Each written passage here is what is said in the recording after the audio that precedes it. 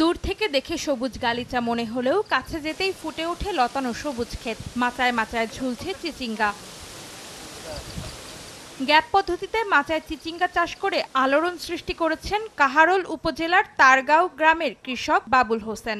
এটি এক নতুন চাষ পদ্ধতি যা জাগিয়েছে নিরাপদ, স্বাস্থ্য, পরিবেশ ও আন্তর্জাতিক মানের সঙ্গে মিল রেখে কৃষি পণ্যে উৎপাদনের এক নতুন সম্ভাবনা। পশু বা পাখির উৎপাত থেকে রক্ষার জন্য দেয়া হয়েছে নেট বা ফাঁদ। চিচিঙ্গা এক সিজনে আমার 20 থেকে 30, আবার 2 দিন পর পর আমার এখান থেকে মোটামুটি এখানে 8,000 থেকে 10,000 টাকা মূল্য পাই আমি। বাবুল হোসেনের মতো কাহারোলের অনেক কৃষকই কৃষি সম্প্রসারণ অধিদপ্তরের পার্টনার প্রকল্পের আওতায় স্বাস্থ্যসম্মত পদ্ধতিতে চাষ করছেন এই সবজি।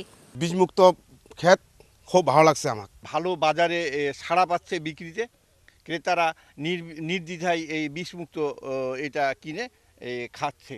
জৈব বালাইনাশক ব্যবহার করে চাষ করা এসব চিচিঙ্গার সহজে রপ্তানি করা সম্ভব বলে মনে করে কৃষি বিভাগ। চিচিঙ্গা ফসলের পাশাপাশি অন্যান্য আমাদের যে গ্যাপের 10টি পণ্য রয়েছে, করলা, শসা, লাউ, এই পণ্যগুলো উৎপাদন গ্যাপ পদ্ধতি অনুসরণ করে উৎপাদনের জন্য প্রয়োজনীয় পরামর্শ প্রদান করছি।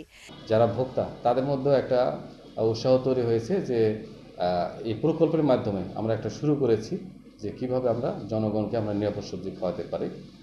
সেই লক্ষ্যে কিন্তু এই যে চিচিঙ্গা, পটল, লতি কচু, এটা কিন্তু কাঁকরোল, এটা কিন্তু আবাদ শুরু হয়েছে। জেলা কৃষি সম্প্রসারণ অধিদপ্তরের তথ্য, দিনাজপুর জেলার 7,120 হেক্টর জমিতে সবজি আবাদের লক্ষ্যমাত্রা ধরা হয়েছে। এর মধ্যে গ্যাপ পদ্ধতিতে চিচিঙ্গা আবাদ করা হয়েছে 15 হেক্টর জমিতে। সময় সংবাদ, দিনাজপুর।